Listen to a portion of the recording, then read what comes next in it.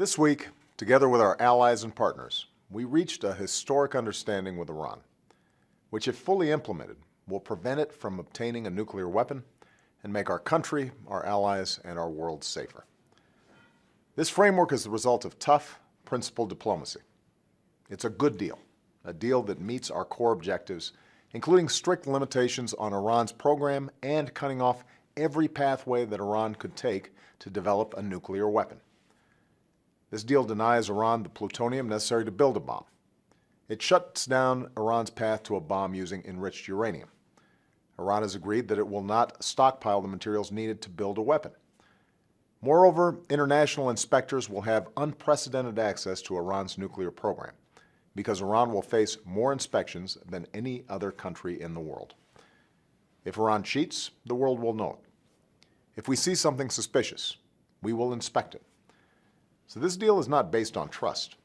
It is based on unprecedented verification.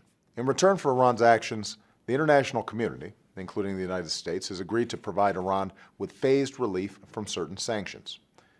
If Iran violates the deal, sanctions can be snapped back into place.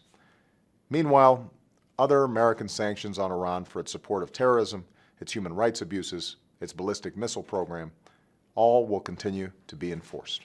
As I said this week, many key details will need to be finalized over the next 3 months, and nothing is agreed to until everything is agreed. And if there's backsliding, there will be no deal. Before I take your questions, I'd like to say just a word about the framework with North Korea that Ambassador Gallucci signed this morning. This is a good deal for the United States. North Korea will freeze and then dismantle its nuclear program. South Korea and our other allies will be better protected. The entire world will be safer as we slow the spread of nuclear weapons. South Korea, with support from Japan and other nations, will bear most of the cost of providing North Korea with fuel to make up for the nuclear energy it is losing. And they will pay for an alternative power system for North Korea that will allow them to produce electricity while making it much harder for them to produce nuclear weapons.